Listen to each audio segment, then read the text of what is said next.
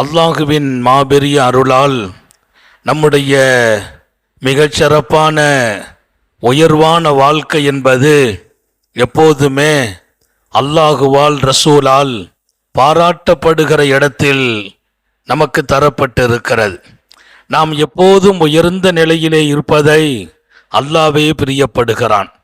கண்மணி ரசூலுல்லாஹி ஸல்லல்லாஹு அலைஹி வஸல்லம் அவர்களும் பிரியப்படுவார்கள். அல்லாஹ்வுக்கு பிரியமான செயல் என்று சொல்வார்கள் ஸல்லல்லாஹு அலைஹி வஸல்லம், இன்னல்லாஹ யுஹிப்பு மஆலில் உமூர். எல்லா காரியங்களிலும் அல்லாஹ் உயர்வானதையே பிரியப்படுகிறான். வாழ்க்கையிலே நான் உயர வேண்டும், அது என் ரப்புக்கு பிரியம். நான் உயர்ந்த காரியங்களில் பங்காற்ற வேண்டும், அது அல்லாஹ்வுக்கு பிரியம். என் செயல்பாடுகள் உயர்ந்திருக்க வேண்டும், அதுவும் ரப்புக்கு பிரியம். எப்போதுமே உயர்வு என்பது அது இறைவனே கொடுப்பது. நாம உயரணும்னு நினைக்கிற போது அல்லாஹ்வின் உதவியும் இருக்க வேண்டும். உயருகிற போதெல்லாம் வாழ்க்கையின் தரம் விரிந்தும் விசாலமாகவும் மிகப்பெரிய மக்களின் நலனை நோக்கி போகிற போதெல்லாம் அவன் மகிழ்ச்சி அடைந்து கொண்டிருக்கிறான் என்பதை ஹாத்தமுன் நபியின் ஸல்லல்லாஹு அலைஹி வஸல்லம் சொல்வார்கள். நம்முடைய இலக்கு நாம் உயர்நிலை அடைய வேண்டும், மிக சிறந்த வாழ்க்கை நமக்கு கிடைக்கப்பெற வேண்டும். எப்போதுமே வாழ்க்கை பாதையில் சருகி விடுதல் ரொம்ப ஆபத்தானது, கீழே இறங்கி விடுவதும் ரொம்ப ஆபத்தானது. பெருமானார் கேட்ட துஆவில் ஒன்று, வஅஊது பிக்க மின் அறுதலில் உமுர்.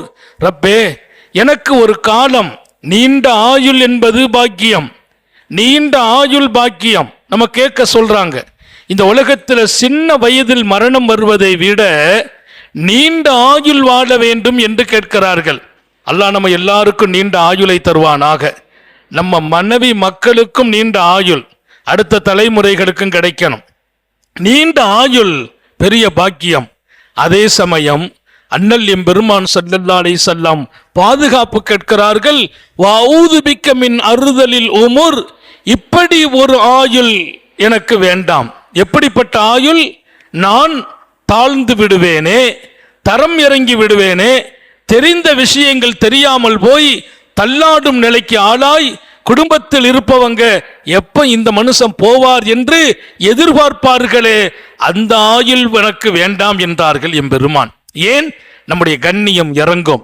வீட்டில் நாம் தான் ராஜ்யம் செய்தோம், நம்மிடத்தில் தான் அதிகாரம் இருந்தது, நமக்கு தான் மனைவி மக்கள் பிள்ளைகள் பேரன் பேத்திகள் எல்லாம் மிகப்பெரிய கண்ணியத்தை கொண்டு பார்த்தார்கள்.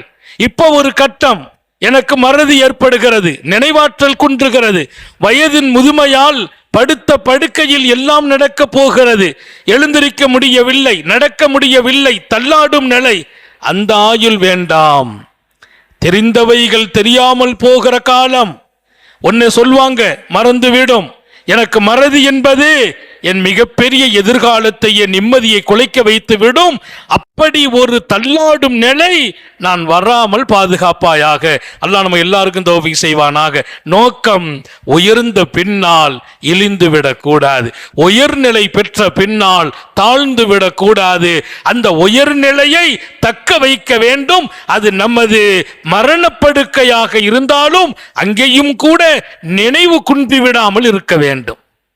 நினைவு குன்றும். நம்ம மகன் நிப்பார், நமக்கு தெரியாது. நம்ம புள்ள நிப்பாங்க, நமக்கு புரியாது. யாருன்னு கேட்டா சொல்ல தெரியாது. அந்த வயசு வேண்டாம் என்று பாதுகாப்பு கேட்ட கண்மணி நாயகம் ஸல்லல்லாஹு அலைஹி வஸல்லம் மிகப்பெரிய முன்மாதிரி. இப்படிப்பட்ட ஒரு அழகான உயர்வான வாழ்க்கை நாம அடைவதற்கு இலக்கு எல்லாம் போற பாதைகள்ல போற ஜெயிக்கணும், வெற்றி பெறணும். நம்ம ஒரு முயற்சி எடுத்து அந்த முயற்சியிலிருந்து பின்வாங்க கூடாது. தோல்வி என்பது வாழ்க்கையின் சகஜம். தோல்வி என்பது வெற்றியின் முதல் படி. தோல்வி என்பது வெற்றியின் முதல் படி. தோத்துட்டோங்கிறதுக்காக ஃபீல்டை விட்டு வெளியில வர்றதா? நம்ம புள்ள தோத்துட்டு இல்ல பரீட்சையில ஃபெயில் ஆயிட்டு அப்படியே படிப்பை நிறுத்துவதா? மீண்டும் ஸ்டெப் எடுக்கணும், அடுத்த வருஷம் பாஸ் ஆகலாம், அரியர்ஸ் எழுதி கொள்ளலாம் என்ற ஒரு ஆர்வத்தை தான் பிள்ளைகளுக்கும் நமக்கும் நாம் வளர்த்து கொள்ள வேண்டும். தோல்வி நம்மை வெற்றியை நோக்கி பயணிக்கும் பாதையில் தூரமாக்கி விடக்கூடாது. உயர்வு பெற வேண்டுமா? வெற்றியை நோக்கி பயணிக்க வேண்டும். வெற்றியை நோக்கி பயணிக்கிற போதெல்லாம் வெற்றி மாத்திரம்தான் கிடைக்கும் என்று நினைத்து விடாதீர்கள். தோல்வியும் வரும், தோல்வியும் வரும். அந்த தோல்வியை தாங்க வேண்டும். தோல்வி நம்மை தோய்வடைய வைக்கக்கூடாது. முயற்சி செய்யணும். தோல்வி வரும்போது முயற்சியை சுத்தமா விட்டு வெளியில போறதா? போகக்கூடாது. வெற்றியை நோக்கி பயணிக்கிற போதெல்லாம் உயர்வை நாம் எதிர்நோக்குகிறோம் என்று பொருள். அந்த பயணத்திலே பாதுகாக்க வேண்டிய 2 அம்சத்தை சொன்னாங்க. வெற்றி பெறணும், உயர்வடையணும். 2 விஷயத்தை பாதுகாக்கணும். ஒரு விஷயம், உணர்ச்சி வசப்படாதீர்கள், கோபப்படாதீர்கள். வாழ்க்கையில பல பேரை சந்திப்போம். நம்முடைய பாதையில் அணுகிறவர்கள் பல பேர் இருப்பாங்க.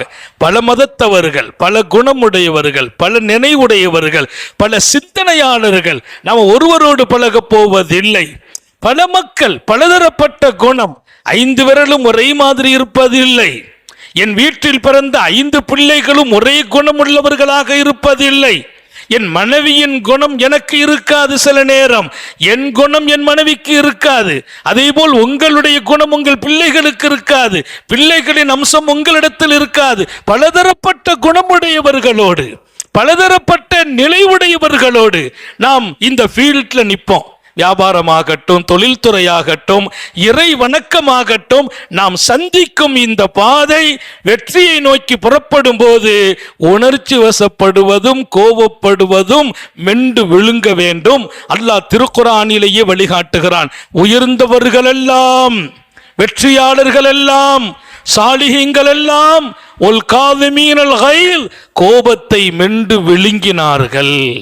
கோபத்தை முழுங்கிறணும். அது நம்மை மீறும். ஒருவர் சொன்னார், ஒரு கவிஞர், அல் ஜுனூனு ஃபுனூன், அல் ஜுனூனு ஃபுனூன், பைத்தியம் பல வகை, பைத்தியம் பல வகை. மனிதா உன் கோபமும் பைத்தியம் என்றார். மனிதா உன் கோபம் ஒரு பைத்தியம். கோபத்தில் நீனும் போதை உடையவனும் சமம் என்றார். நீனும் போதை உடையவனும் சமம் என்றார். நீனும் பைத்தியக்காரனும் சமம் என்றார். ஏன்? போதையில இருக்கிறவனுக்கு யார்கிட்ட நிக்கிறோம், யாரை பார்க்கிறோம், மனைவி எது, பிள்ளை எது தெரியாது. தாய் எப்படி, தந்தை எப்படி விளங்காது. அதே போல் கோபம்.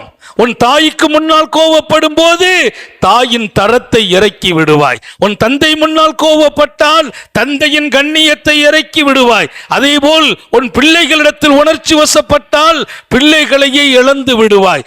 மக்களை பழகிற போது பலதரப்பட்ட மக்களோடு நீ சந்திக்கும் உன் வாழ்க்கையில் கோபமும் உணர்ச்சியும் அடக்கப்பட வேண்டும். அல்லாஹ் சொல்வான், அதை வென்று விழுங்கினார்கள் வெற்றியாளர்களும் சாலிஹீன்களும். அல்லாஹ் நம்ம எல்லாருக்கும் தௌஃபீக் செய்வானாக. இங்கே பல மக்கள் இருக்கிறீர்கள்.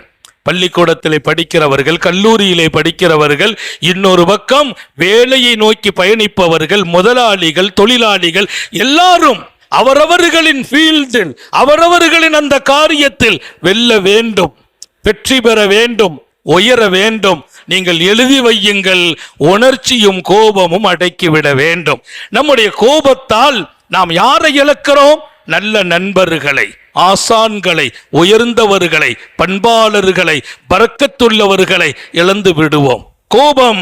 என்ன பேசுறோம், யார்கிட்ட பேசுறோம், எப்படி பேசுறோம். வாடிக்கையாளர், எனக்கு தெரிஞ்சு ஒருத்தர் தொடர்ந்து ஒரு கடையில் போய் சரக்கு வாங்குவார்.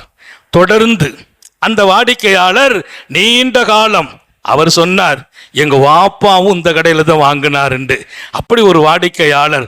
அப்படிப்பட்ட அந்த வாடிக்கையாளர் திடீரென்று அந்த கடைக்கு போகாமல் நிறுத்தி கொண்டார். அந்த முதலாளியும் எனக்கு பழக்கம். முதலாளியும் எங்க பள்ளியில் எங்க தொலை வரக்கூடியவர், அவரும் பழக்கம். அவர் சொன்னார், ரொம்ப நாளா பழகுனவர் நின்று விட்டார். அவர் யதார்த்தமா சொன்னார், ஒண்ணுமில்ல ஹஜ்ரத், ஒரு சின்ன பொருள், அந்த விஷயத்துல நான் கொஞ்சம் தாராளமாக நடந்தேன். அவர் ரொம்ப உணர்ச்சி வசப்பட்டார், ரொம்ப கோபப்பட்டார், சில வார்த்தைகளை சொல்லிட்டார். அந்த வார்த்தை என்னால தாங்க முடியல. வேண்டாம், நம்ம ஏன் வம்ப வளர்க்கணும், மனசு கஷ்டமா இருக்குது, போவதை நிறுத்திக்கிட்டேன்னார். தந்தை காலம் முதல் இன்று வரையிலும் தொடருகிற ஒரு வாடிக்கையாளரை ஒரு முதலாளி இழக்கிறார். ஏன் இறந்தால்? அவர் கோபத்தால், அவன் உணர்ச்சியால். கோபமும் உணர்ச்சியும் கொட்டும் வார்த்தையை அது புரியாமல் கொட்டும், பின்னால் எடுக்க நினைத்தால் அது செதறி போனது. செதறியதை எடுக்க முடியாது. ஒருத்தர் ஒரு தடவை ஓங்கி அடிச்சுட்டா கூட மன்னிப்பு வாங்கிடலாம். ஒரு வார்த்தையை சொல்லிட்டீங்கன்னா காலம்பூரா அந்த வார்த்தை இதயத்தை ரணப்படுத்தும். எனவேதான் சொன்னான் நீ அடித்தால் அந்த புண் ஆறிவிடும்.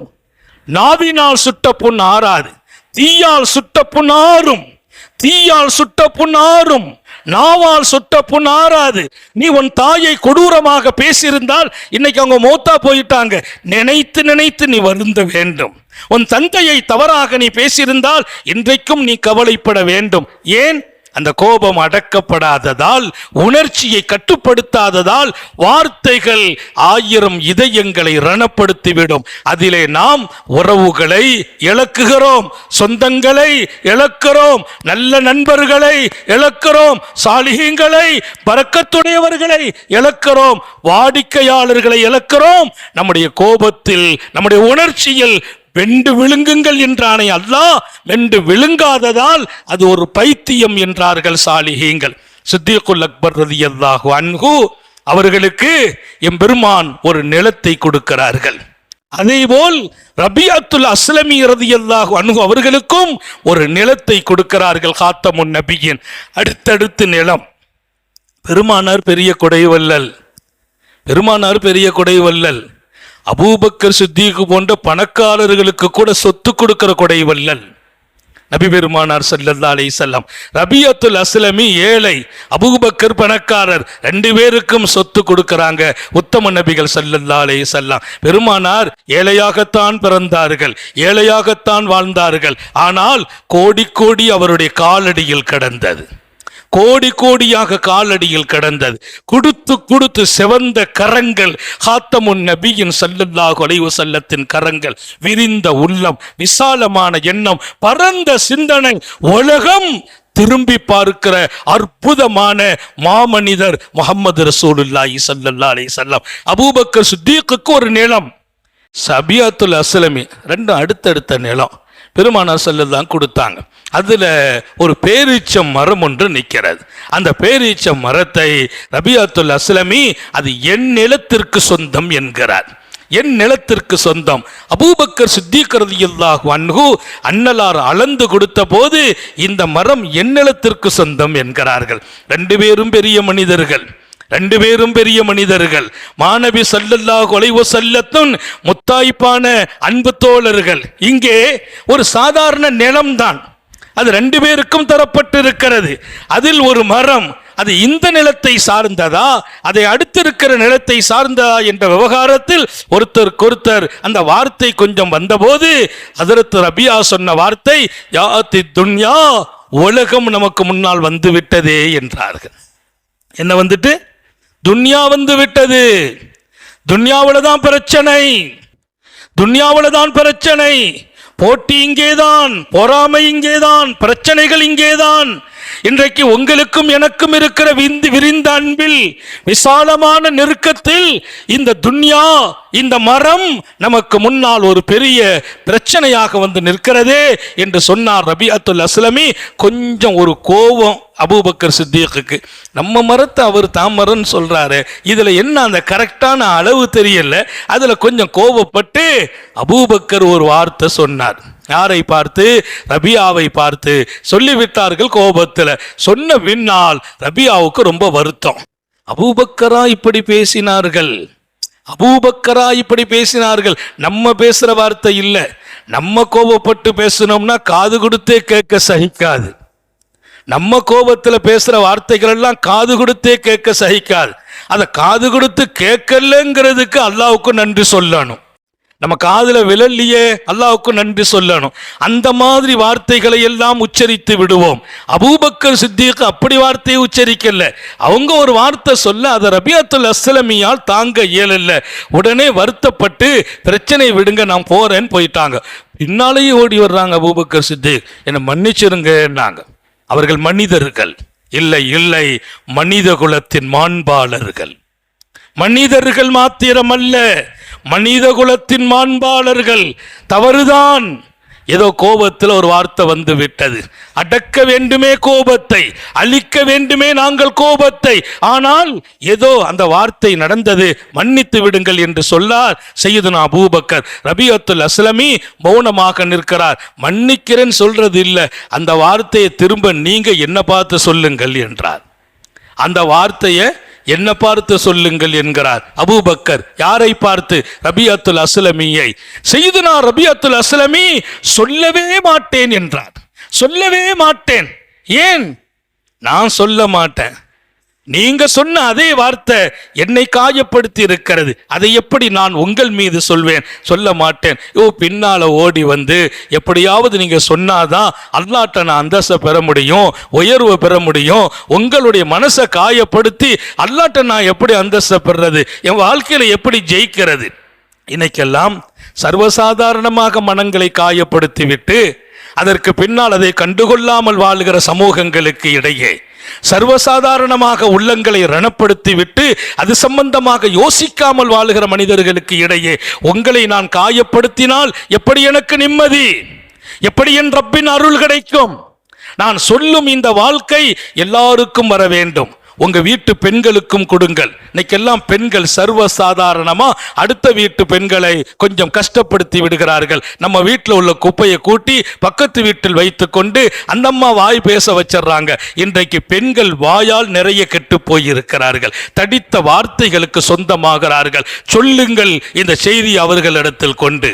உங்களின் நாவால் இன்னொருத்தர் காயப்படக்கூடாது. அல்லாஹ்வின் அன்பும் நெருக்கமும் கிடைப்பதற்கு, அல்லாஹ்வின் தொடர்பு கிடைப்பதற்கு, நீங்கள் வெற்றி பெறுவதற்கு, உயர்வு பெறுவதற்கு, மற்றவர்களினுடைய மனங்களில் நீங்கள் சந்தோஷத்தை தர வேண்டும் என்று நம்ம வீட்டு பெண்களுக்கு சொல்லணும். நம்ம பள்ளிவாசல்ல இருக்கிறோம், நல்ல செய்திகளை கேட்கிறோம், நம்ம கேட்டு நம்ம வாழ்க்கையை மாத்திக்கிடுவோம். நம்ம பெண்கள், நான் ஒரு பயான் செய்துட்டா எங்க வீட்டம்மாட்ட போய் சொல்வேன், இப்படி பேசுனேன். எப்படி சொல்றது? பக்குவமா, சும்மா சாதாரணமா சாப்பிடும் போது, சாப்பிட்டு முடிச்சுட்டு ராத்திரி படுக்கையில இன்னைக்கு ஜும்மால் இப்படி ஒரு செய்தி சொன்னேன். ஏன்? அந்த வாழ்க்கை அவர்களுக்குள்ள கொண்டு வரணும். இன்றைக்கு சொன்ன இந்த செய்தி நம்ம பெண்களுக்கு குறிப்பா போய் சேரணும். நாம் யாரையும் கோபப்பட்டு பேசிவிடக் கூடாது. அந்த வார்த்தை நடந்தால் அல்லாஹ்வின் அன்பு எப்படி கிடைக்கும்? மன்னித்து விடுங்கள். அபூபக்கர் கேட்கிறார் ரபியத்துல் அஸ்லமி இடத்தில், மீண்டும் நீங்கள் சொல்லுங்கள் என்னை பார்த்து. நான் சொல்ல மாட்டேன்டாங்க. 2-3 தடவை கேட்டாங்க, சொல்லல, ஓடி போயிட்டாங்க. இவங்க பின்னாலேயே வந்தாங்க. நேரா வந்து ரசூல் ஸல்லல்லாஹு அலைஹி வஸல்லம் தர்பார்ல வந்து சொல்லிட்டாங்க, இந்த மாதிரி ஒன்று நடந்துச்சு. அப்போ ரபியத்துல் அஸ்லமி சொல்றாங்க, என் குடும்பத்தில் சில பேர் வந்து நீ சொல்ல வேண்டியதானப்போ, அபூபக்கர் எவ்வளோ பெரிய ஆளு, அவங்க சொன்ன வார்த்தையை நீ திரும்ப சொல்லிட்டு அவங்க மன சந்தோஷப்படுவாங்களே, உங்களுக்கெல்லாம் என்ன விவரம் இல்லையா? என்னை பார்த்து அபூபக்கர் சொல்லலாம், அபூபக்கரை பார்த்து நான் சொன்னால் என் ரப்பு விருப்பப்படுவானா? யார் அபூபக்கர்? எத்தனை பெரிய மனிதர், நபி பெருமானாரோடு எவ்வளவு பெரிய அன்பு. அந்த வார்த்தையை சொல்லலங்கிறது அபூபக்கரை காயப்படுத்த அல்ல. அபூபக்கர் உயர்ந்தவர்கள், அவங்கள பார்த்து நான் சொல்வதா? அபூபக்கர் என்ன பேசிட்டாங்க, பரவாயில்லை, நான் மன்னிச்சுக்கிறேன். அபூபக்கர் திரும்ப சொல்ல சொன்னார்களே, அதை எப்படி என் நாவு சொல்லும்? அபூபக்கரை பார்த்து நான் பேசினால் அல்லாஹ் கோபப்பட மாட்டானா என்று பேசினார் ரபியா. அப்பந்தான் விளங்குச்சு ரபியா எத்தனை இதய பரிசுத்தமானவங்க. இன்னைக்கு நமக்கு பெரிய மனுஷங்க என்ன, உயர்ந்தவங்க என்ன, நபிமார்கள் என்ன, வலிமார்கள் என்ன, சாலிஹீங்கள் என்ன, எல்லாரையுமே லேசா பேசுகிற ஒரு மனோபாவம் மனிதர்களிடத்தில் உருவாகி இருக்கிறது. உயர்ந்தவர்கள் உயர்ந்தவர்களே, கண்ணியமானவர்கள் கண்ணியமானவர்களே, அல்லாஹ்வின் அன்பை பெற்றவர்கள் பெற்றவர்களே, அல்லாஹ்வோடு தொடர்புடையவர்கள் மகத்தானவர்களே. உங்கள் பார்வையில் அவர்கள் லேசாக இருக்கலாம், அவர்கள் அல்லாஹ்வின் பார்வையில் உயர்ந்தவர்கள். எனவே நமது நாவு என்பது ரொம்பவே பேணப்பட வேண்டும். உச்சரித்து விடலாம், அவர்களும் மன்னித்து விடலாம். அல்லாஹ் ஒருவன் பார்ப்பான் இல்லையா? இங்கே உங்கள் இதயத்தில் நான் பதிவு செய்கிறேன். இது மாதிரியான உணர்வுகளை நம்ம மகள்கிட்ட சொல்லணும், நம்ம மனைவிட்ட சொல்லணும், நம்ம தாயார்கிட்ட போய் சொல்லணும். ரொம்ப கவனம், இன்றைக்கு ரொம்ப கவனக்குறைவுகள் இதில் ஏற்படுகிறது. வெற்றி என்பது என் இலக்கு, உயர்வு என்பது என் நோக்கம். நான் வீழ்ந்தே விடக்கூடாது, தாழ்ந்தே விடக்கூடாது. அதற்கு போற இந்த பாதையில் 1000 சருகுதல் இருக்கும். அதில் ஜெயிப்பதற்கு முன்னால சில பேர் எப்பா இதெல்லாம் சரி வருமாம்பாங்க, இந்த பாதைக்கெல்லாம் நீ வெற்றி பெற முடியுமா, அவங்க நம்ம மனசை தளர்த்துறாங்கன்னு அர்த்தம். அதையும் மீறி நாம் பாதையை நோக்கி போகணும். அப்போ நம்ம அவங்கள்ட்ட கோபம்லாம் படக்கூடாது. கோபமும் உணர்ச்சியும் வெற்றியை தடுக்கும். எனவே சித்திகுல் அக்பர்ட்ட ஹஜ்ரத் ரசூலுல்லாஹி ஸல்லல்லாஹு அலைஹி வஸல்லம் தர்பாருக்கு வந்தபோது ரபியாவை பார்த்து ரசூல் சொன்னாங்க, என்னப்பா அபூபக்கர் தானே சொன்னார், நீ மன்னிச்சிட வேண்டியதானே. நான் மன்னிச்சிட்டேன் யா ரசூலல்லாஹ், என் அபூபக்கரை மன்னித்து விடுங்கள். பெருமானார், என் அபூபக்கரை மன்னித்து விடுங்கள். அபூபக்கர் கோபப்படுபவர் அல்ல, வேகப்படுறவர் அல்ல. ஏதோ கோபப்பட்டிருக்கிறாங்க. நான் சொல்லட்டுமா, நீங்கள் எல்லாரும் என்னை ஏற்றுக்கொள்ளாத போது என் அபூபக்கர் ஏற்றுக்கொண்டார். அவர் அந்தஸ்தை யாரு பெற முடியும் என்று கேட்கிறார்கள். காத்தமுன் நபியின் ஸல்லல்லாஹு அலைஹி வஸல்லம் அபூபக்கர் சொல்கிறார், ரபியா நீங்கள் என்னை மன்னிக்க வேண்டும். பெருமானார் என் கண்ணியத்தை சொல்றாங்க, ஆனா நான் உங்களை கஷ்டப்படுத்தி விட்டேன், மன்னித்து விடுங்கள். இதோ நான் மன்னிக்கிறேன் யா ரசூலல்லாஹ். அதான் வாழ்க்கை. நம்ம செய்த தவற உணரணும், மன்னிப்பு கேட்கணும். அவங்க மன்னிக்கிறேன்னு சொல்லணும். கேட்கப்படுறவங்க மன்னிக்கணும், இவங்க கேட்கணும். இன்னைக்கு மீண்டும் மீண்டும் நாம் நமக்கிடையே வருத்தங்களை வளர்த்து விடுவோம் என்றால் நிம்மதி இழக்கிறோம், வெற்றியை இழக்கிறோம். எனவே வெற்றியை நோக்கி இந்த பயணிக்கும் பாதையில் உணர்ச்சிகளை கட்டுப்படுத்துவோம், கோபத்தை மெல்லுவோம், விழுங்குவோம் என்று அல்லாஹ் சொன்னதை போல் சர்க்காரை ஆலம் ஸல்லல்லாஹு அலைஹி வஸல்லம் வாஹ்சின் இலா மன் அஸா இலை, உனக்கு தீங்கே ஒருவர் செய்தாலும் அவருக்கு நீ நல்லதை பகரமாக செய்துவிடேன் என்கிறார்கள். என்னப்பா குறைஞ்சு போயிடுவ, உனக்கு தீங்கு செய்தவருக்கு பகரமா தீங்கு தான் செய்யணுமா? அது என் சுன்னத்து இல்லைங்கிறாங்க பெருமானார். உனக்கு தீங்கு செய்தவரை கூட நீ மன்னித்து விடுவதை தாண்டி நல்லது செய். யஹ்சின் வஹ்சின் இலா மன் அஸா இலை, உனக்கு தீங்கு செய்தவருக்கு மன்னிப்பை தாருங்கள். ஒவ்வொரு வீடுகளிலும் இந்த வாழ்க்கை பிரதிபலிக்கட்டும். இது ஜும்மாங்கிறது இங்க இருக்கிற 500 பேருக்கு பேசின பேச்சல்ல, பல லட்சம் பேரின் இதயத்தை தொடணும். இங்க இருக்கிறவங்க ஒவ்வொருவர்கள் குடும்பத்திலே கொண்டு சேருங்கள். நம்முடைய வாழ்க்கையில் நமக்கு தீங்கு செய்தவர்களுக்கும் நாம் நல்லதை செய்கிற மனோபக்குவம் படைத்தால் நாம் சிறக்கிறோம், உயர்கிறோம், ஜொலிக்கிறோம். அல்லாஹ் அப்படிப்பட்ட ஒரு நல்ல வாழ்க்கையை ஒவ்வொரு வீடுகளிலும் ஹயாத்தாக்கி வைப்பானாக, ஒவ்வொரு உள்ளங்களிலும் நின்று வாழச் செய்வானாக. நீண்ட நெடிய நாட்கள் நோய் நொடிகள் இல்லாமல் உடல் ஆரோக்கியத்தோடு மனநிறைவோடு இன்பத்தோடு அல்லாஹுவை நின்று வணங்கி வழிபட்டு வாழும் நசீபையும் பாக்கியத்தையும் எல்லாம் அல்லாஹ் உங்களுக்கும் எனக்கும் நம்மை ஈன்றெடுத்த தாய் தந்தையர்களுக்கும் நமது மனைவி மக்கள் உற்றார் உறவினர் யாவருக்கும் கொடுத்தருள் புரிவானாக. நமது உயிரினும் மேலான கண்மணி காத்தமுன் நபியின் சர்க்காரே ஆலம் சுந்தர நபிகள் ஸல்லல்லாஹு அலைஹி வஸல்லம் அவர்களை கனவிலும் நனவிலும் கண்டுகளிக்கும் பெரும் பாக்கியத்தை அல்லாஹ் நம் எல்லோருக்கும் கொடுத்தருள் புரிவானாக என்ற நல்ல துஆக்களோடு உங்கள் எல்லோருடைய துஆவை ஆதரவைத்து என் வார்த்தைகளை நிறைவுபடுத்துகிறேன். வ ஆஹிரு தஅவானா அனில் ஹம்துலில்லாஹி ரப்பில் ஆலமீன். அஸ்ஸலாமு அலைக்கும் வ ரஹ்மத்துல்லாஹி வ பரகாத்துஹு.